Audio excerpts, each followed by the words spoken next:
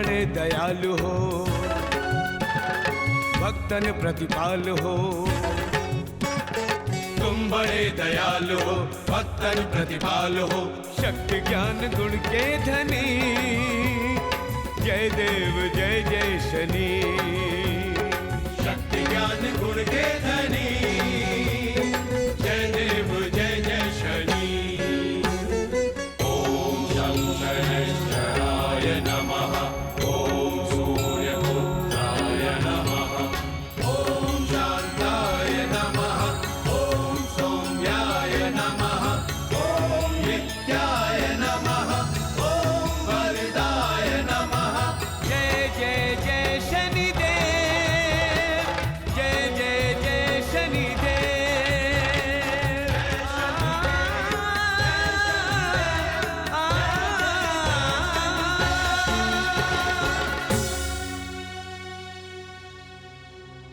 ओम शं शनैश्चराय नमः, ओम शं शनैश्चराय नमः, ओम शं शनैश्चराय नमः, ओम शं शनैश्चराय नमः। 5 गांव की सरपंच दमयंती चौधराइन। इलाके का हर आदमी दमयंती को अपनी सरपरस्त मानता है। दमयंती के निष्पक्ष न्याय के चर्चे दूर दूर तक फैले हैं। इस इलाके में जहां कहीं भी कोई अपराध होता है, उसका फैसला दमयंती की पंचायत में ही होता है। पर आज दमयंती को न्याय के देवता शनिदेव के एक अनन्य भक्त का न्याय करना है।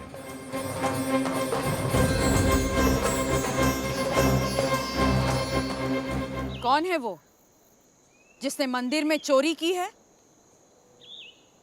आज हम उसे ऐसी सजा देंगे कि आगे से कोई भी कभी भी लोगों की भावनाओं से और श्रद्धा से खिलवाड़ करने की कोशिश नहीं करेगा।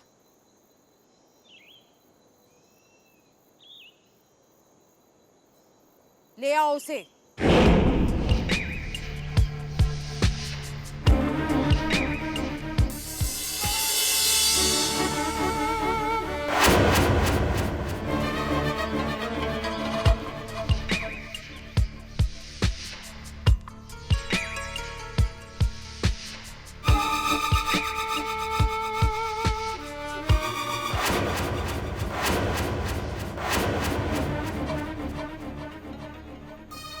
मैं जानती तो थी कि एक दिन तुम मेरे सामने जरूर आओगे, पर इस तरह आओगे ये मैंने सपने में भी नहीं सोचा था। मैंने तो प्रण कर लिया था कि तुम्हारी सूरत देखना तो दूर, नदी के इस तरफ कभी पाँव भी नहीं रखूंगा। लेकिन नियति ने आज मुझे तुम्हारे सामने लाकर खड़ा कर दिया, और वो भी इस हाल।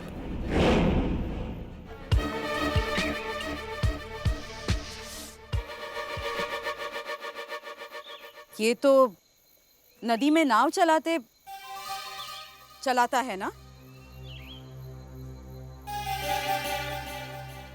और वैसे भी आज तक इसके बारे में कभी बुरा सुना भी तो नहीं है। फिर ये गहनों का चोर कैसे हो सकता है? चौधराइन, चोरी का आधा माल इसके यहां से बरामद हुआ है।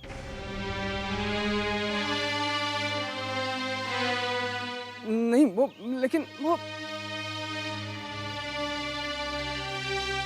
सरपंच जी, ऐसा भी तो हो सकता है कि इसे फंसाने की किसी की कोई चाल हो।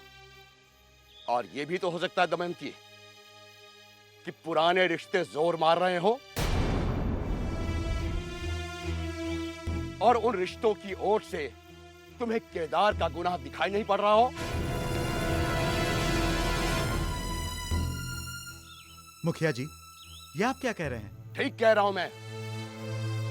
इस मामले का फैसला इस दमयंती से ना होगा, क्योंकि ये केदार इस दमयंती का पति है,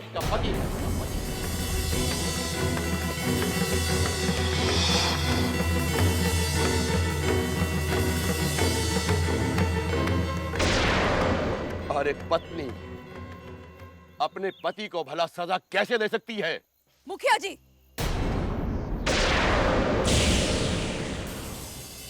न्याय किसी भी रिश्ते नाते को नहीं जानता। अगर इसने चोरी की है तो इसे दंड जरूर मिलेगा।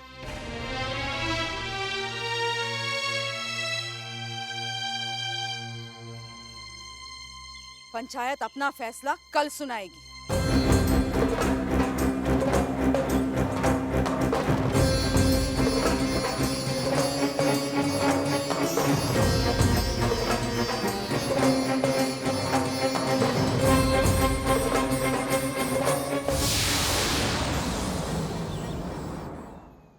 भैया जी, क्या क्या दमयंती ठाकुरन सचमुच आपकी पत्नी है?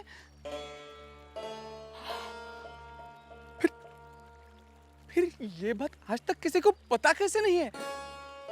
भैया जी, बात क्या है? 15 साल पहले की बात है। इस गांव में नाव की दौड़ हुआ करती थी, जिसका आयोजन दमयंती के पिताजी कराया करते थे। उस साल की दौड़ में मैंने भी हिस्सा लिया और मैं जीत गया। फिर क्या था, दमयंती मुझसे प्रेम करने लगी। मैंने उसे बहुत समझाने की कोशिश करी।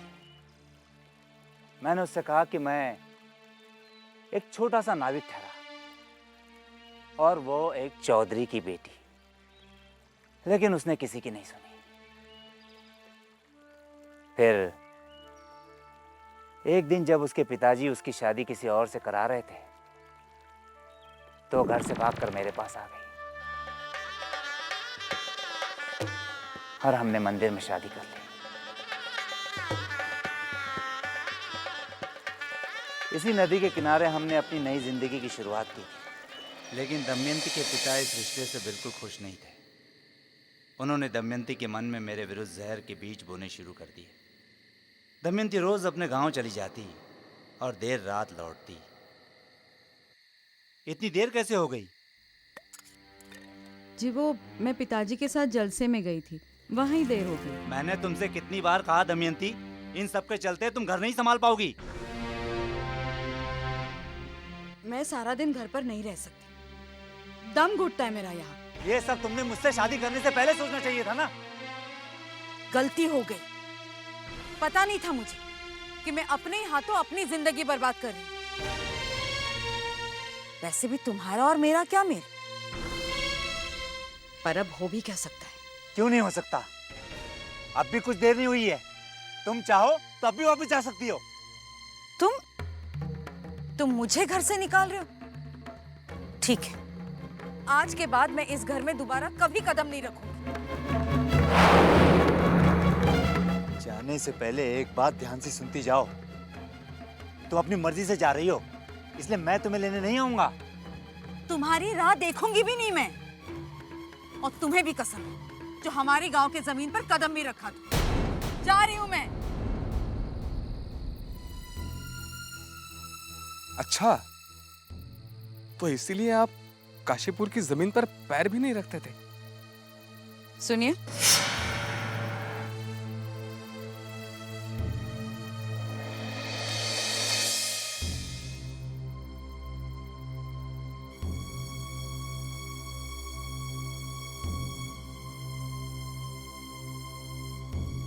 कैसे हो? वैसे ही जैसे 15 साल पहले था। तुमने इसीलिए चोरी की ना, ताकि मुझे नीचा दिखा सको। चलो, अब जब तुमने मान ही लिया है कि चोरी मैंने की है, तो कल अपना फैसला सुना देना। ये लो 5,000 रुपए। कल पंचायत में अपनी गलती मान लेना और हर जाना भी जमा कर देना।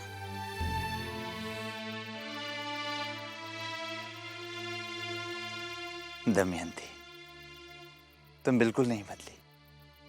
ठीक वैसी हो जैसे 15 साल पहले थी। बिल्कुल अपने पिताजी की तरह। हर बात को पैसे से तोड़ने की तुम्हारी आदत गई नहीं अभी। देखो, तुम वही करो जो तुम्हें अच्छा लगता है, और मैं वही करूंगा जो मेरे प्रभु शनिदेव की इच्छा होगी। समझी?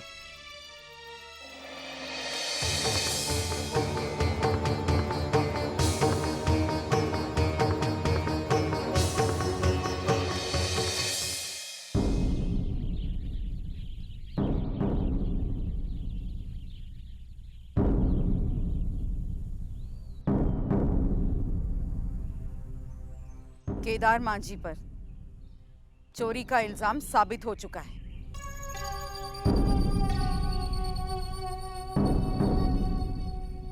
ये पंचायत फैसला सुनाती है कि इसे मंदिर के नुकसान का पूरा हर्जाना, जो कि 5,000 रुपया है, 1 महीने में भरना होगा।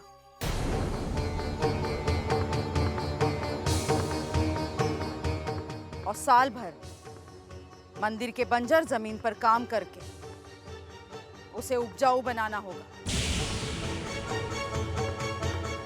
अगर इसने पंचायत का फैसला पूरा नहीं किया तो इसका मुंह काला करके इसे 5 गांव में घुमाया जाएगा और शहर कोतवाली के सुपुर्द किया जाएगा।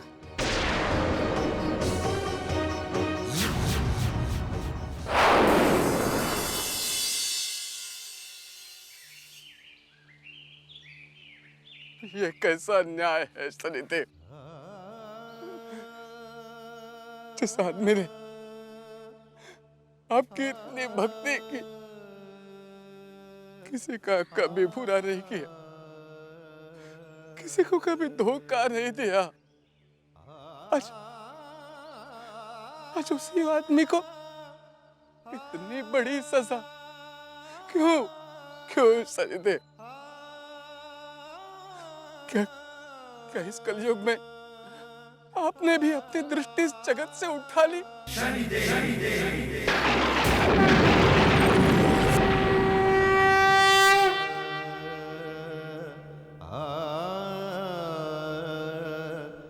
मेरे भैया की मदद करना संजय, मेरे भैया जी की मदद करना, मेरे भैया जी की मदद करना। नियति अपना चक्र बहुत ही अद्भुत ढंग से चलाती है।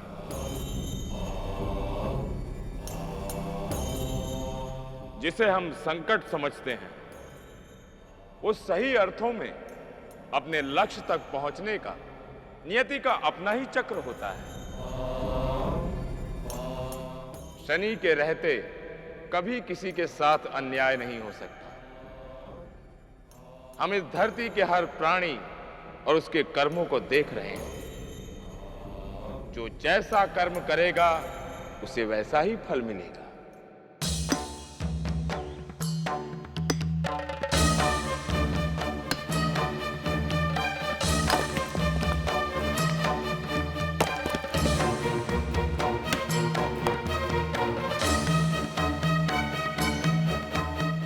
केदार, अब तुम्हें तुम्हारे कर्मों का फल देने का समय आ चुका है।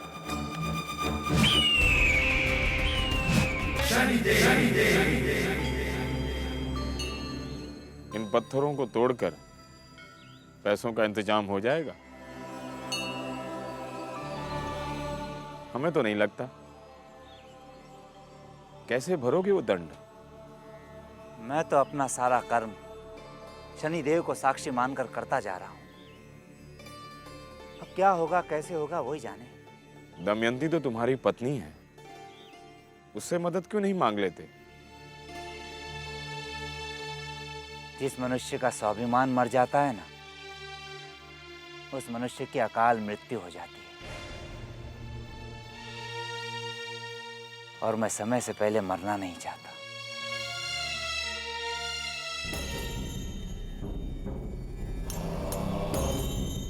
केदार, तुम एक स्वाभिमानी इंसान, जो श्रद्धा और विश्वास को मन में बसाए पूरे धैर्य के साथ खड़े हो। हम तो तुम्हारे जीवन की एक एक पल की साक्षी हैं। तुमने तो लोगों की सेवा करने को ही अपना धर्म बना रखा है। बोल मेरी नैया राम सिया राम,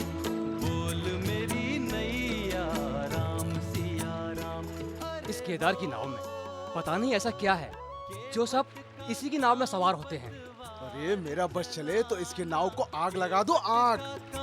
पतवार चलाना पार लगाना है राम जी का काम, बोल मेरी नैया। चलो जल्दी जल्दी जल्दी उतरो नाव से, कहीं बाजार बंद न हो जाए। मेरी नैया राम सिया राम। चलिए मैं बाजार होके आता हूँ। ठीक है झुमरू, जल्दी आना। हाँ हाँ। उस रात दो चोर गांव के मंदिरों से गहने चुराकर नदी पार करने के लिए तुम्हारे पास आए थे। अरे माजी भैया कोई है क्या? जय शनिदेव। माजी भैया कोई है? माजी भैया कोई है? कौन है आप लोग? क्या काम है? माजी भैया वो नाव आपकी है? हाँ है तो। माजी भैया हमें उस पार छोड़ दीजिए। देखिए रात में नदी पार करना खतरनाक होता है, आप लोग सुबह आइएगा। देखिए हम आपको किराए से भी ज्यादा पैसे दे देंगे, कृपा करके आप हमें उस तरफ ले चलिए। देखिए मैं पैसे तो उतना ही लूंगा जितना हमेशा लेता हूँ। अब पैसों के लालच में आपकी जिंदगी खतरे में तो नहीं डाल सकता। देखिए माजी भैया मेरी बेटी की तबीयत बहुत ज्यादा खराब है माजी भैया। उस पार से वैद्य जी से दवाई लेकर आनी है। अगर मेरी बेटी को दवाई नहीं मिली माजी भैया तो वो सुबह का सूरज नहीं देख पाएगी माजी भैया। छोड़ दीजिए माजी भैया, मैं आपका उपकार जिंदगी भर नहीं भूलूंगा माजी भैया। अरे नहीं नहीं, इसमें एहसान की क्या बात है, बेटी के लिए दवा भी तो जरूरी है। आप यहीं रुकिए, मैं घर का द्वार बंद करके आता हूँ। ठीक है, बहुत बहुत धन्यवाद, बहुत अच्छे भैया। ऐसा करते हैं, इतनी रात को उस पार बहुत पहरा होता है, इस गठरी को यहीं कहीं छुपा देते हैं। कल सुबह चुप करके ले चलेंगे यहाँ से, किसी को पता नहीं चलेगा।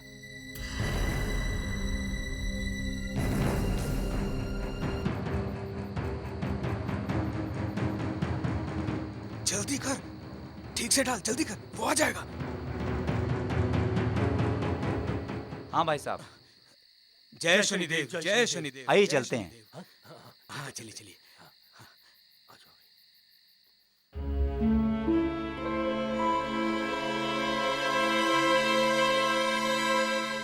सारा इलाका ढूंढो, चोर यही कहीं पे होंगे, कोई बचकर जाने न पाए। चलो तुम लोग यहाँ ढूंढो और तुम यहाँ पर चलो ढूंढो, वो यही कहीं होगा। कोई गली कोई कूचा छूटना नहीं चाहिए, ध्यान रहे वो बचकर जाने न पाए।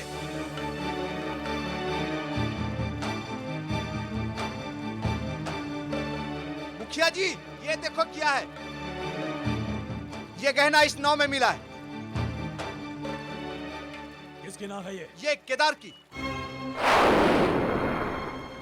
केदार की? केदार! क्या हुआ? केदार भाई। हाँ। कल रात बिरजपुर और काशीपुर के 4 मंदिरों में चोरी हुई थी। अच्छा? उसमें से एक गहना तुम्हारे नाव में मिला। ये चक्कर क्या है?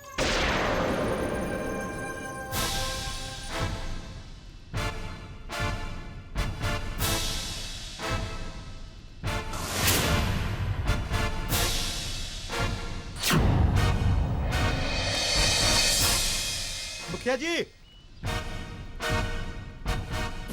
ये देखिए, ये मुझे मंदिर में से मिले हैं।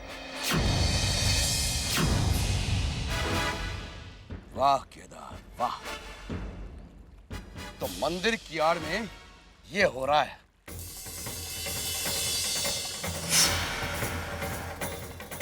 तुमने तो अपने गांव के मंदिर को ही लुटवा दिया। देखिए मुखिया जी, मैं सच में इसके बारे में कुछ नहीं जानता। अब इसका फैसला तो 5 गांव की पंचायत में होगा, चौधराइन दमयंती के सामने। ले चलो इसे नदी के उस पार। नहीं, मैं नदी के उस पार नहीं जाऊंगा। अरे मैं भी देखता हूँ तू कैसे नहीं जाएगा। पकड़ लो इसे और ले डाल दो। तुम निर्दोष हो केदार, उन चोरों को तो हम दंड देंगे ही, परंतु तुम्हारे इस जीवन को वापस पटरी पे लाने के लिए हमें पुनः बीते हुए घटनाक्रम को एक बार दोहराना होगा। भगवान की भी कैसी माया है। अरे चोरी के इल्जाम में फंसा भी तो दमयंती का पति। अब मैं इस दुरूप के पत्ते को ऐसे खेलूंगा कि लोग दमयंती का नाम सुनकर थूकेंगे उस पे। और आने वाले चुनाव में सरपंच की कुर्सी पर बैठूंगा मैं। मुखिया जी, भगवान की माया सचमुच बहुत निराली है। उसे तो आज तक हम भी नहीं समझ पाए। कौन हो तुम? जी, हम चुनाव विभाग से आए हैं, यहाँ की परिस्थितियों का जायजा करने। अरे तो फिर आप यहाँ क्यों खड़े हैं? आइए ना, हमारी हवेली पे चलिए, वहीं बैठ के बातें करेंगे। आइए। सुना है इस इलाके में दमयंती के अलावा कोई सरपंच बन ही नहीं सकता।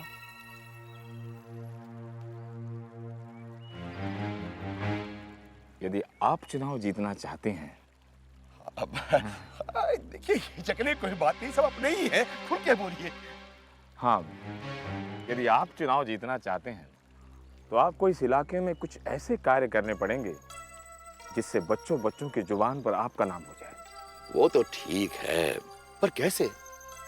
15 साल पहले इस गांव में नावों की प्रतियोगिता हुआ करती थी, जो दमयंती के पिता करवाते थे। वही प्रतियोगिता आप आरंभ करवा दीजिए, वो भी अपने नाम से, और जीतने वाले को मुंह मांगा इनाम दे दीजिए। आपका भी नाम हो जाएगा, फिर आपको सरपंच बनने से कौन रोक सकता है? अरे वाह, क्या सलाह दी है आपने। आपने तो दमयंती नाम के ताले को खोलने की चाबी थमा दी मेरे हाथ में। और इस बार वो नौका प्रतियोगिता होगी हमारे नाम से, और जीतने वाले को हम देंगे 5,000 रुपयों का इनाम।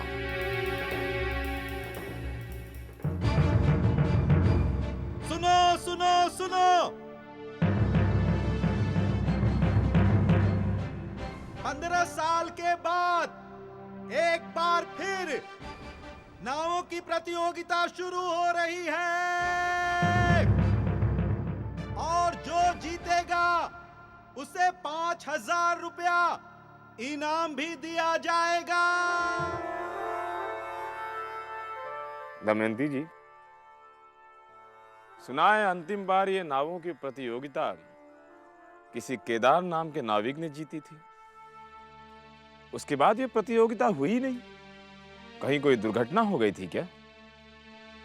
हमें क्या पता।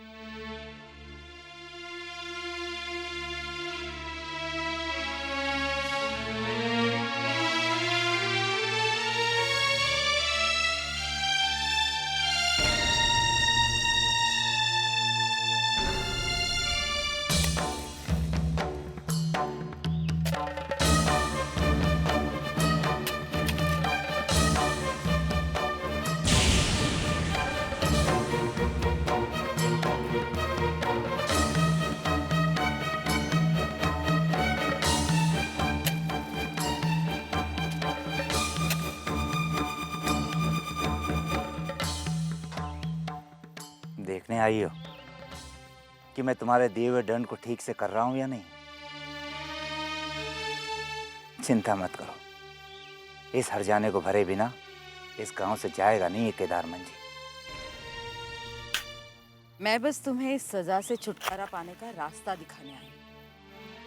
मानसिंह मुखिया नाव की दौड़ करवा रहा है हमें नीचा दिखाने के लिए, और वो भी अपने नाम से, और जीतने वाले को 5,000 रुपए का इनाम भी मिलेगा।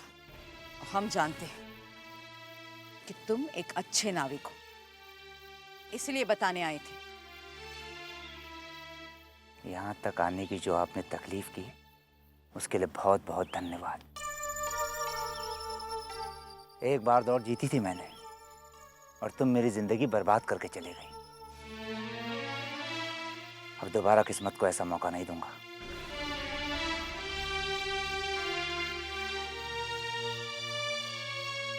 चलो।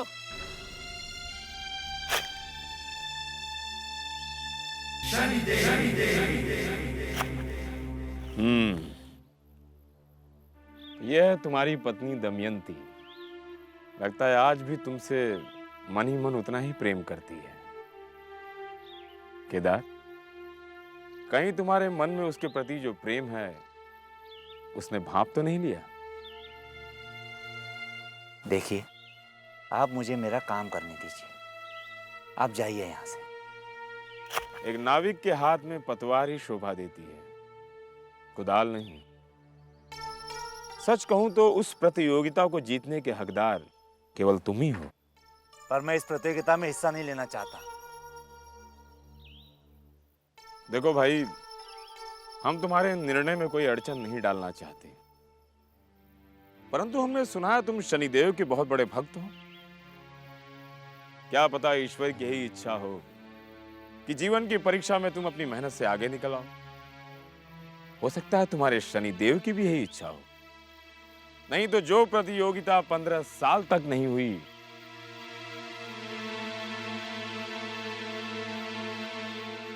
वो अचानक फिर कैसे शुरू हो गई? सोचो केदार, फिर निर्णय लेना।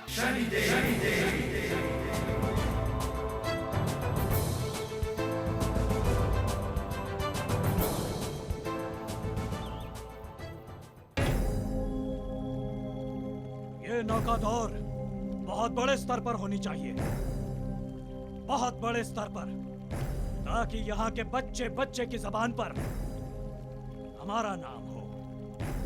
मुखिया जी, मुखिया जी, मुखिया जी, मुखिया जी, मुखिया जी, ये आपका पैंतरा उल्टा पड़ गया। क्यों, क्या हुआ? केदार मान जी भी इस दौड़ में भाग ले रहे हैं। अरे तो क्या हुआ? अरे 15 साल में बहुत कुछ बदल जाता है।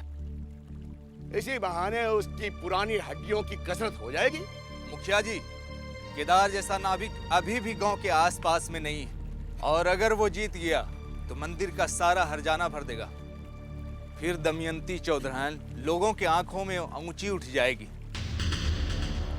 पत्नी होने के बावजूद भी उसने अपने पति को सजा सुनाई, और उसके पति ने अपनी मेहनत से सारा हर्जाना भी भर दिया। मुखिया जी, ये आपका ही तीर आपकी छाती पर चल गया है? अगर ये बात है तो ये नौका प्रतियोगिता नहीं होगी।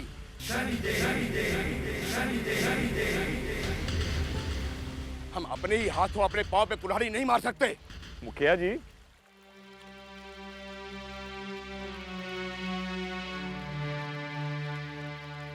आप तो अपने हाथों से अपनी गर्दन काट रहे हैं। यदि आप ये प्रतियोगिता करवाने से पीछे हट गए तो क्या इज्जत रह जाएगी इनकी गांव में?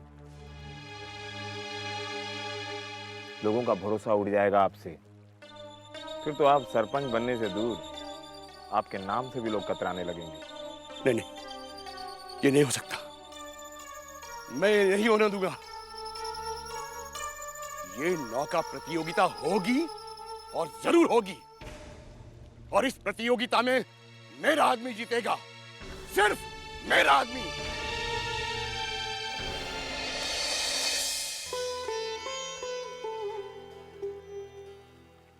हे शनिदेव, मैं आपका आदेश मानकर इस प्रतियोगिता में हिस्सा ले रहा हूं। कृपया मेरी लाज रखना।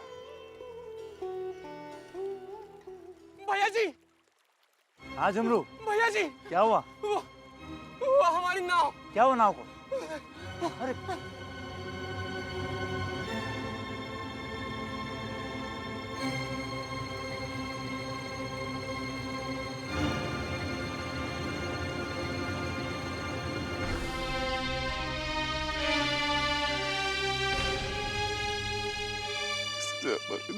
तोड़ती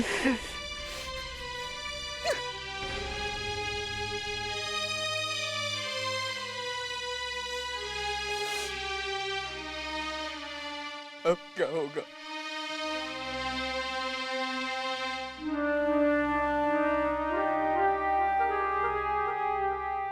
खत्म हो गए। अब हम प्रतियोगिता में कैसे हिस्सा ले पाएंगे? अरे भाई केदार, भाई हमने सुना है तुम्हारी नाव किसी ने तोड़ दी। चिंता मत करो, हम कुछ बांस की बल्लियां लेकर आए हैं, जिससे तुम्हारी नाव हल्की और नई हो जाएगी। और वैसे भी इस टूटी हुई नाव से तुम प्रतियोगिता जीत नहीं पाते। बांस की नाव? लेकिन इस बांस की नाव से हम कैसे जीत पाएंगे? और वैसे भी प्रतियोगिता तो कल सुबह होने वाली है। अब इतनी जल्दी नाव बनेगी कैसे? उसकी चिंता मत करो। जिसकी नैया हमें पार लगानी होती है, हम लगा ही देते हैं।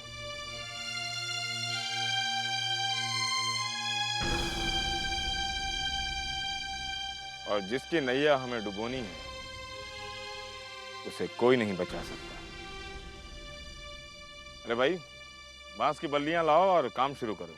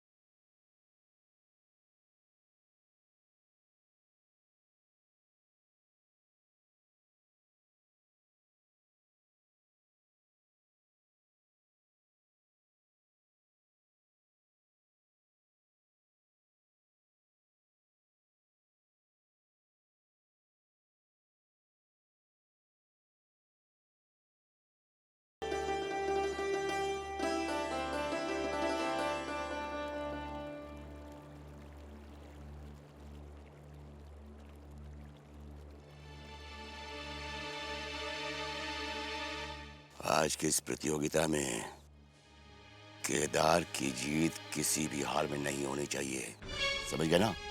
चिंता मत कीजिए मुखिया जी, सारी तैयारियां हो चुकी।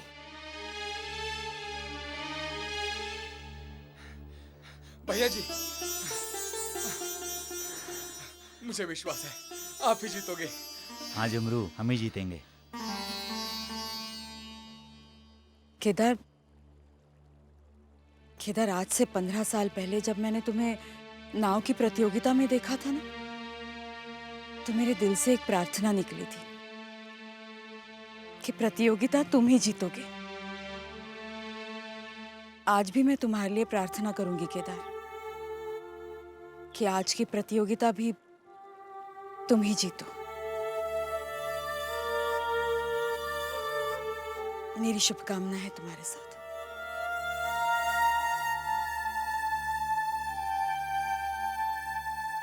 आज की इस प्रतियोगिता में जो भी जीतेगा उसे मुखिया जी 5000 रुपया इनाम देंगे।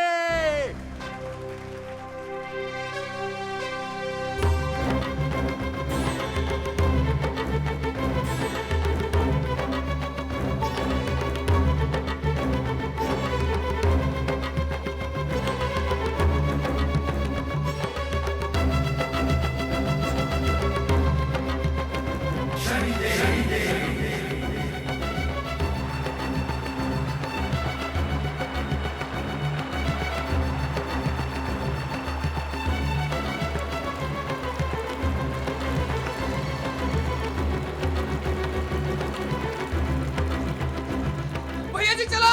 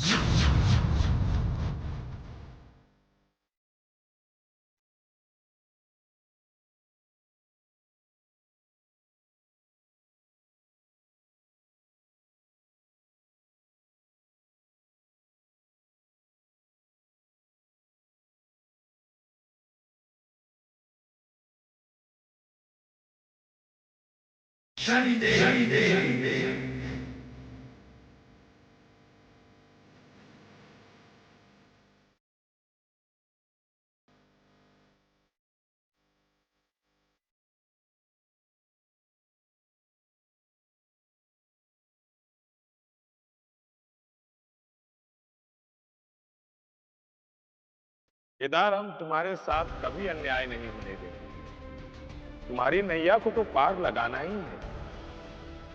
आज तुम्हें जीतने से कोई नहीं रोक सकता।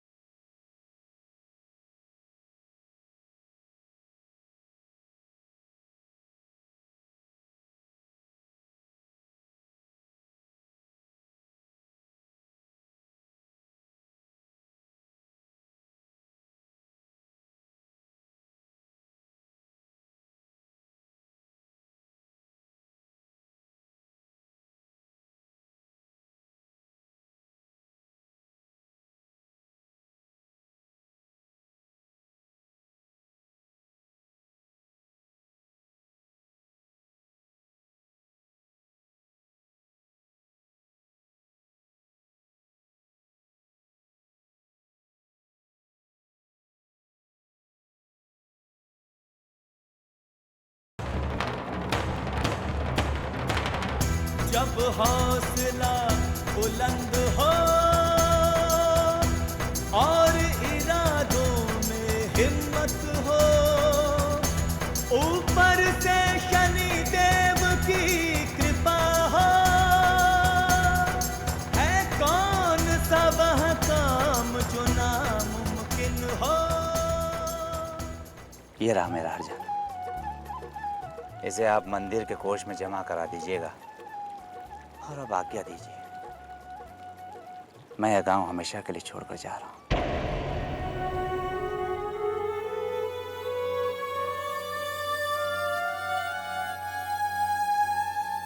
शनिदेव शनिदेव शनिदेव, हमें माफ कर दे शनिदेव, हमसे बहुत बड़ी गलती हो गई। हमें माफ कर दीजिए शनिदेव। हमें माफ कर दीजिए शनिदेव, हमें माफ कर दीजिए। आगे से ऐसी गलती नहीं होगी। चौधराइन चमत्कार हो गया। वो चोर जिन्होंने मंदिर में चोरी की थी वो सारा माल वापस ले आए हैं। कहाँ है वो चोर? वो अंधे हो चुके हैं और अपने अपराधों की क्षमा मांगने के लिए शनिदेव के मंदिर गए हैं।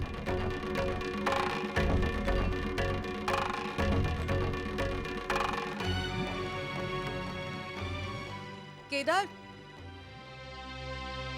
रुक जाओ केदार, रुक जाओ। केदार, उस दिन जब मैं घर से चली गई थी तो तुमने मुझे एक बार भी नहीं रोका। अगर रोक लेते तो आज ये दिन नहीं देखना पड़ता केदार। मैं वो गलती नहीं करूंगी। आज मैं तुम्हें तुम्हारी पत्नी होने के नाते कह रही हूँ केदार, तुम कहीं नहीं जाओगे, कहीं नहीं जाओगे। नहीं नहीं दमयंती, तुम्हारी जगह पैरों में नहीं, यहाँ मेरे सीने